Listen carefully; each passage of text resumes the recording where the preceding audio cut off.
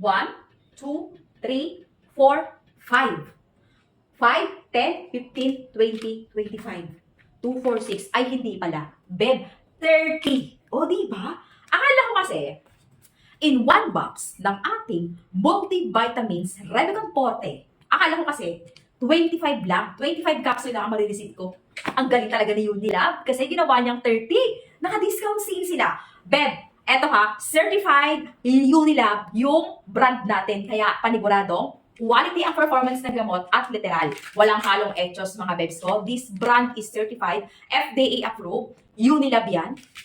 Revicon Forte. Wala na maraming paliwanagan regarding for the Revicon Forte dahil alam naman natin ang performance nito. Kailangan ng ating immune system yan.